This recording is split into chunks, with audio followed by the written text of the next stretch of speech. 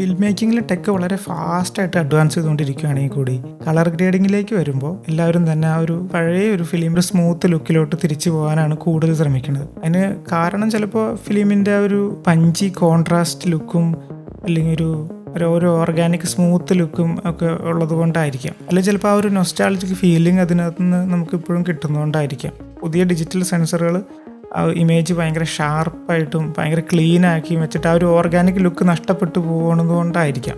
കാരണം എന്തൊക്കെയാണെങ്കിലും നമ്മൾ ഈ കളർ ചെയ്യണ ഒട്ടുമിക്ക എല്ലാവർക്കും തന്നെ ഭയങ്കര ഇഷ്ടമാണ് ഈ ഒരു ഫിലിം ലുക്ക് അല്ലേ.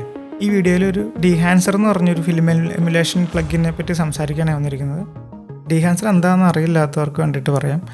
ഇതൊരു ടിപ്പിക്കൽ ലട്ടല്ല, ഇതൊരു ഫുള്ളി ഫ്ലഡ്ജ്ഡ് പ്ലഗിനാണ്. കുറേ എക്സ്പെർട്ടുകൾ ചേർന്ന് അവർ ഫിലിമിനെ പറ്റി സ്റ്റഡി ചെയ്ത് കുറേ നാളുകൊണ്ട് കുറേ വർഷങ്ങൾ കൊണ്ട് ഫിലിമിൻ്റെ ബിഹേവിയറും ഫിലിമിൻ്റെ ലുക്കും ആ ഒരു ഫീലും ഒക്കെ നമ്മുടെ ഡിജിറ്റൽ ഫുട്ടേജസിലേക്ക് കൊണ്ടുവരാൻ പാകത്തിനുള്ള ഒരു രീതിയിൽ വെൽ എൻജിനീയർഡ് ചെയ്തെടുത്തേക്കുന്ന ഒരു പ്രൊഡക്റ്റാണിത്. ഇതിനകത്തൊരു 63ഓളം ഫോട്ടോഗ്രാഫിക് സ്റ്റോക്കുകളും ഫിലിം സ്റ്റോക്കുകളും അവൈലബിൾ ആണ്. നമുക്ക് ചൂസ് ചെയ്യാവുന്നതാണ് ഇതിനകത്ത്. പിന്നെ അവർക്കിപ്പോൾ ഒരു iOS ആപ്പ് കൂടി അവൈലബിൾ ആണ്. അതിനകത്ത് നമുക്ക് നമ്മുടെ ഫുൾ ഡെസ്ക്ടോപ്പ് പ്ലഗിനിലായിട്ടുള്ള അവൈലബിൾ ആയിട്ടുള്ള അത്യാവശ്യം എല്ലാ ഫീച്ചേഴ്സും തന്നെ അതിലുണ്ട്. ഇതൊരു സ്പോൺസർ വീഡിയോ അല്ല, എങ്കിൽ കൂടി നമുക്കൊരു ഓഫർ തന്നിട്ടുണ്ട്. AMALG10 എന്ന് പറഞ്ഞൊരു കോഡ് യൂസ് ചെയ്തിട്ടുണ്ടെങ്കിൽ നിങ്ങൾക്കൊരു 10% ഓഫർ ഇതിൽ നിന്ന് അവരുടെ ഏത് പ്രൊഡക്റ്റ് മേടിച്ചാലും അത് കിട്ടുന്നതായിരിക്കും. ഓക്കെ, ഇവിടെ എൻ്റെ കയ്യിൽ കുറച്ച് ഫുട്ടേജസ് ഉണ്ട് ഞാൻ നേരത്തെ എടുത്തിട്ടുള്ള.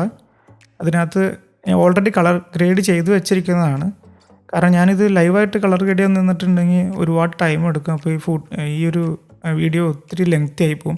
അപ്പോൾ ഞാൻ എന്തുകൊണ്ടാണ് ഇത് ചൂസ് ചെയ്യാൻ ഓരോ ഫീച്ചേഴ്സും ചൂസ് ചെയ്യാൻ കാരണം എന്നുള്ളത് സ്റ്റെപ്പ് ബൈ സ്റ്റെപ്പ് മാക്സിമം ഫാസ്റ്റായിട്ട് പറഞ്ഞുതരാം. ഓക്കെ, ഫസ്റ്റ് എക്സാമ്പിൾ എന്ന് പറയുന്നത് ഈ ഒരു വീഡിയോ ആണ്.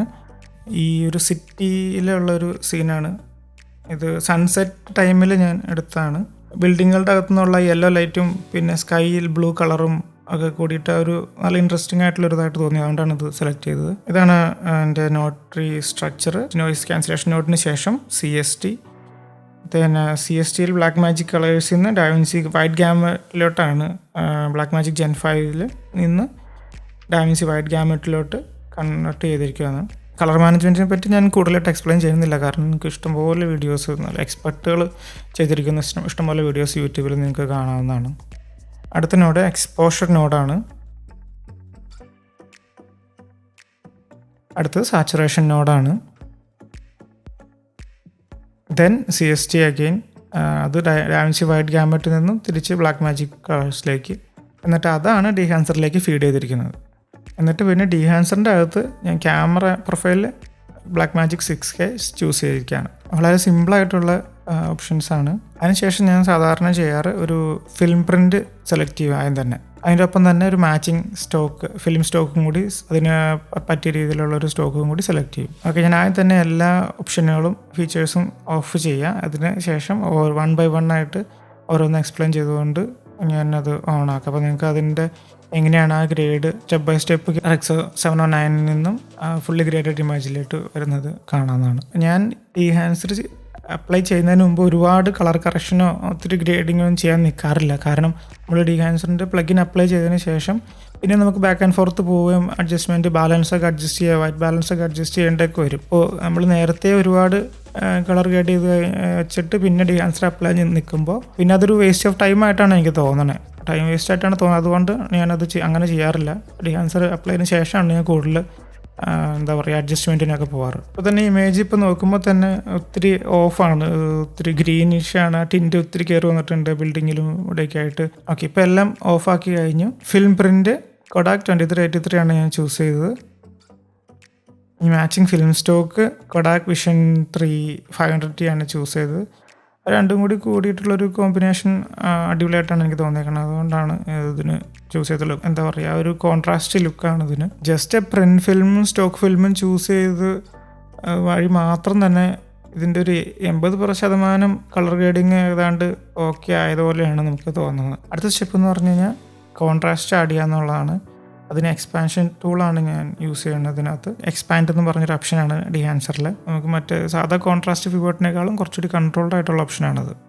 പിന്നെ ഈ ഇമേജിൽ കുറച്ച് ഓവറായിട്ട് കോൺട്രാസ്റ്റ് എനിക്ക് തോന്നി. എനിക്ക് അത്രയും കോൺട്രാസ്റ്റ് ആയിട്ടുള്ള അത്ര താല്പര്യമില്ല. അതുകൊണ്ട് ഞാൻ ഫിലിം ഡെവലപ്പർ എന്ന് പറഞ്ഞ ടൂളിൽ കുറച്ച് കോൺട്രാസ്റ്റ് അതിന് ആ ഫിലിം ഡെവലപ്പർ ടൂൾ വഴി കുറച്ചിട്ടുണ്ട്. ഫിലിം ഡെവലപ്പർ ടൂള് ഈ എക്സ്പാൻഷൻ ടൂളിനേക്കാളും കുറച്ചുകൂടി ഒരു വ്യത്യസ്തമായിട്ടുള്ള രീതിയിലാണ് അത് വർക്ക് ചെയ്യണത്. അതിനുശേഷം ഞാൻ ഫിലിം കംപ്രഷൻ ടൂൾ എനേബിൾ ചെയ്തു. ഒത്തിരി അഡ്ജസ്റ്റ്മെൻ്റ് ഒന്നും നടത്തിയില്ല, കാരണം ആ ഡിഫോൾട്ട് സെറ്റിങ്സ് തന്നെ ആ ഹൈലൈറ്റൊക്കെ അടിപൊളിയായിട്ടാണ് തോന്നിയത്. ഡിഹാൻസർ യൂസ് ചെയ്ത് തുടങ്ങുന്നതിന് മുമ്പ് ഞാൻ ഒത്തിരി കഷ്ടപ്പെട്ടിട്ടാണ് ആ സ്പെക്കുലർ ഹൈലൈറ്റ്സ് ഒക്കെ എന്താ പറയുക ആ ഒരു ഫിലിം ലുക്കിലിട്ട് കൊണ്ടുവരാൻ വേണ്ടിയിട്ട് ഒത്തിരി ടൈം എടുത്തിട്ടാണ് ചെയ്തുകൊണ്ടിരുന്നത്. ഇതിപ്പോൾ സിംഗിൾ ക്ലിക്കിൽ ഒറ്റയടിക്ക് എനിക്ക് വളരെ സിമ്പിളായിട്ട് ചെയ്യാൻ പറ്റും ഇതിന് ഈ ഒരു ഫിലിം കംപ്രഷൻ ടൂൾ വഴി. പിന്നെ അടുത്ത ഓപ്ഷൻ എന്ന് പറഞ്ഞാൽ കളർ ഹെഡ് ഓപ്ഷനാണ്. അത് ഞാൻ ഈ ഒരു വീഡിയോയ്ക്ക് വേണ്ടിയിട്ട് അത് സ്പെസിഫിക് വീഡിയോയ്ക്ക് വേണ്ടി ഞാനത് യൂസ് ചെയ്തിട്ടില്ല. നിങ്ങൾ കുറച്ചുകൂടി ഇമേജിന് പുഷ് ചെയ്യാനും കുറച്ചും കൂടി ഡീറ്റെയിൽഡ് ആയിട്ട് സ്പെസിഫിക് ആയിട്ട് ഗ്രേഡ് ചെയ്യാനും ഉദ്ദേശിക്കുന്നുണ്ടെങ്കിൽ അതൊരു അടിപൊളി ടൂളാണ്. ദെൻ ഫിലിം ഗ്രെയിനാണ്. ഇത് വെറും ഒരു ഡിജിറ്റൽ ഓവർലേ അല്ല, ഇത് അവർ ഡെവലപ്പ് ചെയ്തിരിക്കുന്ന ഒരു ആൽഗരിതം വെച്ചിട്ട് നമ്മുടെ കംപ്ലീറ്റ് ഇമേജ് എൻ്റയർ ഇമേജിൻ്റെ ഒരു ഗ്രെയിൻ ഒരു സെറ്റപ്പ് ഡെവലപ്പ് ചെയ്ത് വരികയാണ് ചെയ്യുന്നത്. അപ്പോൾ അതുകൊണ്ട് തന്നെ ഇത്രയും പ്രോസസ്സിങ് നടക്കുന്നതുകൊണ്ട് തന്നെ നമ്മുടെ സിസ്റ്റത്തിൽ കുറച്ച് ബുദ്ധിമുട്ടായിരിക്കും. അതുകൊണ്ട് കൂടുതൽ അതിനെപ്പറ്റി അറിയണമെങ്കിൽ ആ ഒരു വെബ്സൈറ്റിൽ വിശദമായിട്ട് കൊടുത്തിട്ടുണ്ട്, നിങ്ങൾക്ക് പോയി ചെക്ക് ചെയ്യാവുന്നതാണ്. സോ അതിൽ ഞാൻ 35mm ISO 50 ഓപ്ഷനാണ് സെലക്ട് ചെയ്തിരിക്കുന്നത്. ഇതിനകത്ത് കസ്റ്റം ഓപ്ഷൻ ഉണ്ട്. കസ്റ്റം ഓപ്ഷനിലേക്ക് ഞാൻ പോകാറില്ല. ഇവർ പുതിയ അപ്ഡേറ്റിൽ ഈ ഒരു പ്രീസെറ്റുകൾ വന്നതിന് ശേഷം ഇത് തന്നെ പക്കായിട്ടാണ് എനിക്ക് തോന്നിയിട്ടുള്ളത്. ഇതിൽ ഏതെങ്കിലും ഒരു ഓപ്ഷൻ സെലക്ട് ചെയ്തിട്ടുണ്ടെങ്കിൽ തന്നെ ഞാൻ വളരെ ഹാപ്പിയാണ്. അത്രയ്ക്കൊരു എന്താ പറയുക നാച്ചുറൽ ഫീലാണ് ഇത് കിട്ടുന്നത്. പിന്നെ അതിൻ്റെ ഇൻറ്റൻസിറ്റി അഡ്ജസ്റ്റ് ചെയ്യാൻ വേണ്ടിയിട്ട് ഈ സ്ലൈഡറിൽ ബാക്ക് ആൻഡ് ഫോർത്ത് നമുക്ക് അഡ്ജസ്റ്റ് ചെയ്യാവുന്നതാണ്. പിന്നെ ഹൈലൈഷൻ്റെ ഒരു 35mm തന്നെയാണ് പ്രീസെറ്റ് തന്നെയാണ് ഞാൻ ചൂസ് ചെയ്തത്. പിന്നെ ബ്ലൂം എഫക്റ്റിന് 16mm ആണ് ചൂസ് ചെയ്തത്. അതിനകത്ത് ഇപ്പോഴും ആ ഒരു ഡിജിറ്റൽ ഒരു ഫീൽ ഉണ്ടല്ലോ, അത് കുറച്ച് ഒന്ന് കളയാൻ വേണ്ടിയിട്ട് 16mm ആണ് ഞാൻ ചൂസ് ചെയ്തത്. എൻ്റെ സിസ്റ്റം അത്ര ഹൈ എൻഡ് സിസ്റ്റം ഒന്നും അല്ല, അതുകൊണ്ട് തന്നെ ഞാൻ ഈ ഒരു 3 ഓപ്ഷൻ എപ്പോഴും ഓഫാക്കിയാണ് വെച്ചേക്കുന്നത്. ഗ്രേഡിങ് കംപ്ലീറ്റ് കഴിഞ്ഞതിന് ശേഷം ഏറ്റവും ലാസ്റ്റാണ് ഞാനിത് ഓൺ ആക്കാറുള്ളൂ. പിന്നെ film damage, film breath, gate view അങ്ങനെ ഒരുപാട് ഫിലിമുകളുടെ ഡിഫക്റ്റുകളും സംഭവങ്ങളും ആഡ് ചെയ്യാവുന്നതാണ്. ഞാൻ അതൊന്നും യൂസ് ചെയ്യാറ്. മാക്സിമം കുറച്ച് വിജിനേറ്റ് ആഡ് ചെയ്യാവുന്നുള്ളൂ, അല്ലാതെ വേറൊരു ഓപ്ഷൻ ഞാൻ അങ്ങനെ യൂസ് ചെയ്യാറില്ല പൊതുവെ. പിന്നെ ഈ മോണിറ്റർ ഫീച്ചർ എന്ന് പറഞ്ഞാൽ ചിലപ്പോൾ നമുക്ക് വളരെ യൂസ്ഫുൾ ആയിട്ട് വരുന്നു. ഫൂട്ടേജിൽ ഏതെങ്കിലും പാർട്ട് ക്ലിപ്പായിട്ടുണ്ടോ അല്ലെങ്കിൽ സ്കിൻ ടോൺ കറക്റ്റ് ആയിട്ടുള്ള റേഞ്ചിലാണോ എന്നൊക്കെ പെട്ടെന്ന് ഒറ്റയടിക്ക് നമുക്ക് മനസ്സിലാക്കാൻ ഡിഹാൻസർ നോഡിന് ശേഷം 2 നോഡ് കൂടിയുണ്ട്. അതിൽ ഫസ്റ്റ് നോഡ് എന്ന് പറയുന്നത് ബ്ലാക്കും വൈറ്റും കുറച്ച് ക്ലീൻ ആക്കാനുള്ള ഒരു നോഡാണ്. അതിനുശേഷം ഒരു ഷാർപ്പൻ നോഡാണ്. അപ്പോൾ അത്രയാണ് ഈ ഫുട്ടേജ് ചെയ്തിരിക്കുന്നത്. ഔട്ടിൽ ഞാൻ ഹാപ്പിയാണ്. ഓക്കെ, അടുത്ത ഇമേജ് എന്ന് പറയുന്നത് ഈ ഒരു ഇത് സൺസെറ്റ് തന്നെയാണ്. ഒരു റിവറിൻ്റെ സൈഡിലാണ്. ഒരു ഈവനിങ്ങിൽ ഞാൻ ഷൂട്ട് ചെയ്തതാണ്. സൺലൈറ്റ് ഒരു സൈഡിൽ നിന്ന് വന്നിട്ട് നല്ലൊരു ഇമേജായിട്ട് തോന്നി, അതുകൊണ്ടാണ് ഞാൻ ഇത് ചൂസ് ചെയ്തത്. നല്ല കളർഫുള്ളായിട്ടുള്ളൊരു സീനാണ്. ആകാശം കുറച്ച് ഫ്ലാറ്റായിട്ടാണ് ഇരിക്കുന്നത്, പക്ഷെ എന്നാൽ പോലും മൊത്തത്തിലൊരു നല്ല ലുക്കായിട്ടുള്ള ഇമേജാണ്. ലാസ്റ്റ് ഫുട്ടേജ് പോലെ തന്നെ ഫസ്റ്റ് നോയ്സ് റിഡക്ഷൻ നോഡാണ്. Then exposure node. Then I convert it to Rec 709. അതൊരു റെക്സ് 709ലേക്ക് കൺവേർട്ട് ചെയ്യുന്ന ഒരു ലട്ടാണ് ഞാൻ ഇതിൽ യൂസ് ചെയ്തിരിക്കുന്നത്. എന്നിട്ട് അതാണ് ഞാൻ ഡിഹാൻസറിലേക്ക് ഫീഡ് ചെയ്തിരിക്കുന്നത്. ഞാൻ പല വീഡിയോസിലും കണ്ടിട്ടുണ്ട് ഈ ഡിഹാൻസറിൽ റെക്സ് 709 ഇമേജ് ഫീഡ് ചെയ്യുമ്പോൾ അതിൻ്റെ റിസൾട്ട് കുറച്ചും കൂടി ബെറ്റർ ആയിട്ട് തോന്നുന്നുണ്ടെന്ന്. അപ്പോൾ അതൊന്ന് ടെസ്റ്റ് ചെയ്ത് നോക്കാനും കൂടിയിട്ടാണ് ഈ ഇമേജ്. ഐ തിങ്ക് ഇത് അടിപൊളിയായിട്ട് വന്നു എന്നാണ് തോന്നുന്നത്. ഇതാണ് ഡിഹാൻസർ അപ്ലൈ ചെയ്യുന്നതിന് മുമ്പ് റെക്സ് 709 ലുക്ക്. ഇതാണ് ആഫ്റ്റർ ഡിഹാൻസർ അപ്ലൈന് ശേഷം. അത് ഞാനിതെല്ലാം ഓഫ് ചെയ്തതിന് ശേഷം 1 by 1 ടേൺ ഓൺ ചെയ്ത് ലാസ്റ്റ് ഫുട്ടേജ് പോലെ കാണിക്കാം. അതിന് തന്നെ ടെമ്പറേച്ചർ ഞാൻ ജസ്റ്റ് അഡ്ജസ്റ്റ് ചെയ്തു ഡിഹാൻസറിൽ തന്നെ. അതിനുശേഷം പ്രിന്റ് ഫിലിം കൊഡാക് 2383 ചൂസ് ചെയ്തു. ആ വൈറ്റ് ഞാൻ പയ്യൊന്ന് കുറച്ച് വാമിലേക്ക് അഡ്ജസ്റ്റ് ചെയ്തു, കുറച്ച് ബ്ലൂ ആയിട്ട് തോന്നിയായിരുന്നു അതുകൊണ്ട്. പിന്നെ കളർ ഡെൻസിറ്റിയും കുറച്ച് അഡ്ജസ്റ്റ് ചെയ്തിട്ടുണ്ട്. Stock film Kodak vision 3500T തന്നെയാണ് ചൂസ് ചെയ്തിരിക്കുന്നത്. പിന്നെ കോൺട്രാസ്റ്റ് എക്സ്പാൻഷൻ ടൂൾ വഴി കോൺട്രാസ്റ്റ് ആഡ് ചെയ്തു, ഫിലിം കംപ്രഷൻ ആഡ് ചെയ്തു. പിന്നെ ഫിലിം ഡെവലപ്പർ ടൂൾ വെച്ചിട്ട് കുറച്ച് സാച്ചുറേഷൻ ആഡ് ചെയ്തു. കളർ ഹെഡ് ഓപ്ഷൻ യൂസ് ചെയ്തില്ല ഈ ഫുട്ടേജിലും. പിന്നെ കുറച്ച് ഗ്രെയിൻ ആഡ് ചെയ്തു. നിങ്ങൾക്ക് കാണാം before grain, after adding grain, and then കുറച്ച് ഹൈലൈഷൻ, ദെൻ ബ്ലൂം. നോക്കുമ്പോൾ കാണാം ആ ഒരു ഡിജിറ്റൽ ലുക്ക്, ബ്ലൂമൊക്കെ ആഡ് ചെയ്യുമ്പോൾ തന്നെ ഡിജിറ്റൽ ലുക്ക് മാറി വരുന്നത് നമുക്ക് കാണാം. റിസോൾവിൻ്റെ ആ ഒരു ഡിഫോൾട്ട് ഗ്ലോ എഫക്റ്റുമായിട്ട് ഇതിനൊരു നല്ല വ്യത്യാസമുണ്ട്. ഇത് വളരെ ഓർഗാനിക്കായിട്ടാണ് എനിക്ക് തോന്നിയിട്ടുള്ളത്. റിസൾട്ട് ഞാൻ ഹാപ്പിയാണ്. അടുത്ത എക്സാമ്പിൾ എന്ന് പറഞ്ഞാൽ ഒരു സ്ട്രീറ്റ് വീഡിയോ ആണ്. ഇതൊരു ഉച്ച സമയമാണ്, ലൈറ്റ് കുറച്ച് ഹാർഷാണ്.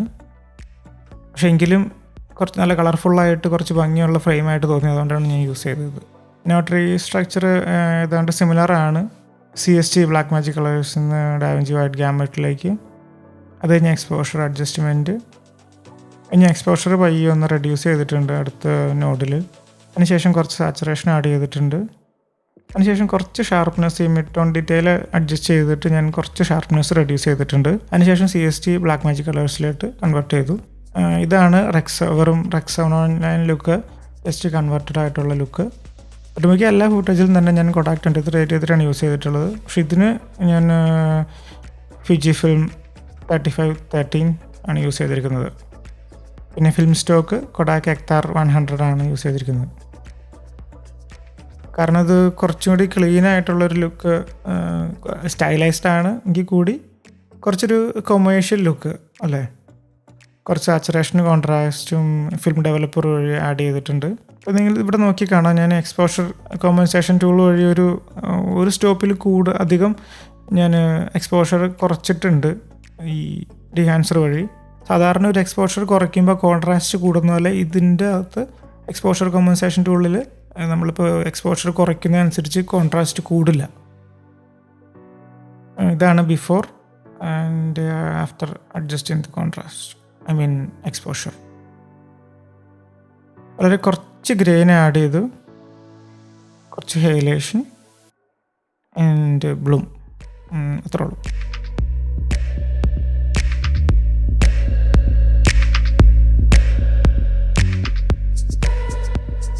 അടുത്ത എക്സാമ്പിൾ ഈ ഒരു നൈറ്റ് സിറ്റി ലൊക്കേഷനിലൊരു ഫുട്ടേജാണ്. ഇതാണ് റെക്സ് 709 ലുക്ക്. എല്ലാം ഓഫ് ആക്കിയതിന് ശേഷം പ്രിന്റ് ഫിലിം വീണ്ടും Kodak 2383 ആണ്. Film stock Kodak Vision 3 500T. ഈ 500Tയിൽ ടാങ്സ്റ്റൻ്റെ ഷോട്ടാണ്. അപ്പോൾ ഈ നൈറ്റ് സീനുകളിൽ ഈ 500T വളരെ എന്താ പറയുക മാച്ചിങ് ആയിട്ടാണ് എനിക്ക് തോന്നിയിട്ടുള്ളത്. അതുമാത്രമല്ല ഈ 500T ഇമേജിൽ എന്താ പറയുക മാനിപ്പുലേറ്റ് ചെയ്യുന്ന ഒരു രീതി എനിക്ക് വളരെ ഇഷ്ടമാണ്. അതുകൊണ്ട് ഞാൻ ഒട്ടുമിക്കതിലും തന്നെ ഈ 500T തന്നെയാണ് യൂസ് ചെയ്യാറ്. കുറച്ച് കോൺട്രാസ്റ്റ് ആഡ് ചെയ്തു. ഈ ഒരു സ്പെസിഫിക് ഫുട്ടേജിൽ നിങ്ങൾക്ക് പ്രത്യേകിച്ച് കാണാൻ പറ്റും. ആ ഒരു സ്പെക്കുലർ ഹൈലൈറ്റിൽ ഈ ഫിലിം കംപ്രഷൻ എങ്ങനെയാണ് വർക്ക് ചെയ്യണമെന്ന് കൃത്യമായിട്ട് നമുക്ക് കാണാം. This is before and after. കുറച്ച് ഗ്രെയിനും ആഡ് ചെയ്തു, കുറച്ച് ഹൈലൈഷൻ, അത് കഴിഞ്ഞ് ബ്ലൂം 35mm, പിന്നെ കുറച്ച് വിഗ്നെറ്റ് കൂടി ആഡ് ചെയ്തിട്ടുണ്ട്. അതാണ് ഫൈനൽ റിസൾട്ട്.